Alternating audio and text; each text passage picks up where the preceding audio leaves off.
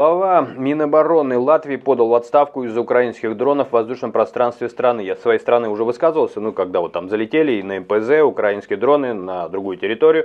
Там они упали, какие-то разрушения, никто не пострадал. Я так высказался, что, был акцент на то, что, вот украинские, значит, мы им сочувствуем, значит, все прекрасно. Я тогда сказал, что не все прекрасно, потому что у вас на территории летают дроны и долетают до объекта, и неважно. Сегодня они ваших, допустим, товарищей, союзников, а завтра. И вот у меня это вызвало вопрос, и смотрите, как это развивается история. Министр обороны Латвии Андрис Спруц подал в отставку из-за инцидента с проникновением в воздушное пространство страны двух украинских дронов, которыми ВСУ атаковали объекты на территории России.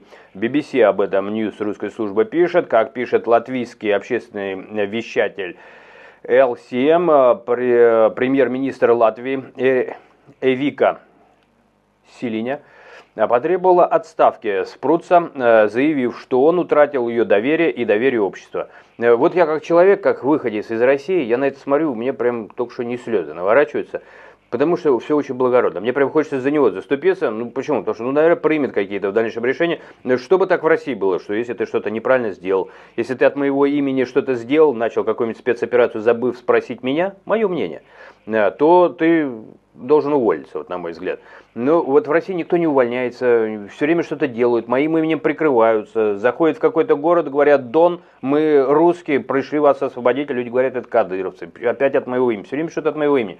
А здесь человек от своего имени свою ответственность несет за нее, несет ответственность за то, что прошли дроны, к этому надо быть готовым, конечно, даже сбиваться. Это главный вопрос. Неважно, чьи они, это уже вопрос политический, обвинять, не обвинять. Или просить, сказать: будьте поосторожнее. Но они залетели, совершенно спокойно пришли к объектам. Если вы не справляетесь ваши, у Украины уже просят помощи для борьбы с дронами. Так у этой самой Украины и попросите, то есть эти вопросы надо решать. Другой разговор, что их должен решать, наверное, не министр обороны, а, наверное, должна и Вика Силиня должна, наверное, решать. Но она же не будет сама себя увольнять, она же человек хороший, правильный. Вот, видите, пока говорил, пришел к другому мнению. Что, наверное, вот эти вопросы как раз должен решать уже не Спруц, а, наверное, Силиня. Но Силиня хочет уволить Спруца за то, что он довольно благородно признал свою ошибку. Эту ошибку признают уже примерно все. Никто не выдерживает дроновых атак. Это новые методы боевых действий. И, наверное, не сам себя финансирует Спруц. Опять же, я не знаю. А вот разобраться было бы неплохо. Не знаю, если бы давал советы Латвия, поговорятесь, просто финансировать. Может, его не профинансировали. Может быть, были заявки: ребята, такие времена, мы должны быть сегодня не танки строить, а какие-нибудь антибеспилотные войска. Инцидент с дронами, произошедший, напоминают журналисты на этой неделе, ясно показал, что политическое руководство обороны отрасли не смогло выполнить. Не смогло, но это не... Тогда надо во всем Персидском заливе всех увольнять. Там в Дубае тоже все попролетало, но никто же там не увольняется. Я к чему? Мне кажется, с одной стороны, мне прям отрадно видеть, когда люди несут ответственность за свою работу, а с другой стороны, хотелось бы больше, чтобы разобрались. Заявила, Силиня: я принял решение уйти с должности министра. Ты давай прекращай, не уходи с должности министра, пусть доказывают вину. Вот доказали вину, сделал красиво, да, признаю, вот тут была ошибка. А дроны эти никто остановить не может, они везде залетают, везде, куда они летят, они везде залетают. Я имею в виду не только украинские, любые. Не готовы сегодняшние вооруженные силы к тому, чтобы бороться с этими новыми методами боевых действий. Поэтому об этом бы и подумать, наверное, сделали на пресс-конференции. Спруц представлял в коалиционном правительстве Латвии левоцентристскую партию «Прогрессивные». При этом Силиня возглавляет правоцентристское движение «Новое единство». Не было это, то есть попытки такой спекуляции и политического решения на фоне, отступился, да. Как когда-то подсидели в Советском Союзе после убийства на Ждановской, Андропов таким образом подсидел, как считается, Щелокова, если ничего не путаю, главу МВД. Как пишет ЛСМ, Спруц заявил, что не на следующей неделе партия «Прогрессивная» и ее фракция в Сейме решат, оставаться ли в коалиционном правительстве. В ночь на 7 мая на территории Латвии залетели 2 украинских дрона, которые упали на территории нефтехранилища в городе Резекне.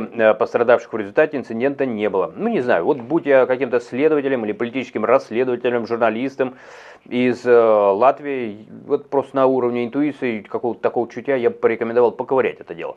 Ну, что-то больно уж здесь много чего сошлось, слишком яркое увольнение, отставка, потом передумает, на этом играет. Ну, вот начинает политизироваться, это всегда плохо. Должно быть четко ясно, вот, что произошло, почему. Сначала должно быть вот народу, мне кажется, ну, не знаю, может, я пропустил, может, да, это все равно вырвано из какой-то, из контекста тех или иных новостей, политических новостей, которые на родном языке где-то там публикуются, соответственно, в стране, да, в той или иной. И это может быть вырвано. Может быть, там это обсуждение. Не знаю, пишите, если кто-то оттуда, кто знает, было ли это обсуждение, что произошло, какая причина, да, то есть расследование. Не надо очень долго, не надо 100 лет, да, а то уже что-нибудь на смену дронам придет, пока это расследуете. И чтобы было понятно, кто виноват, он виноват, не он виноват, да, его ответственность, но его ли ответственность. Может быть, не профинансировали, да, ну, как и было сказано. Да, то есть сначала расследование, а потом уже понятно, кто виноват, потом уже там судить или миловать, или там отставка, или, ну и так далее. Вот, а здесь просто прилетели и тут же пошли отставки. Ну, это больше, извините, ну, грубовато, конечно, скажу, но это больше похоже на подставу с политическими целями. Так можно специально заслать пару дронов и под это дело кого-то сожрать. Так таких немало дел попадалось, вот мне в частности. Ну, в общем, еще раз, ничего не утверждаю, но здесь мало для того, чтобы с чем согласиться. С одной стороны, звучит красиво, к чему? Потому что я из советского мира. Там вообще никто никуда не увольнялся, там просто рот всем закрывали и прекрасно продолжали дальше функционировать, так, иронизируя над партийными бонзами. Вот, с одной стороны звучит хорошо, но с другой стороны под это хорошо может быть и что-то плохое залезть. Дай бог, чтобы так не было, берегите себя, процветания всем людям, прекрасным, честным, здоровым, умненьким, замечательным, мечтающим, добивающимся мирного неба над головой, конечно же, справедливости, побольше нормальных, честных, ответственных журналистов, которые разыскивают нам информацию, истину, которую они нам преподносят. И мы после этого расстроенно, вытирая скупую слезу, говорим: счастье в неведении.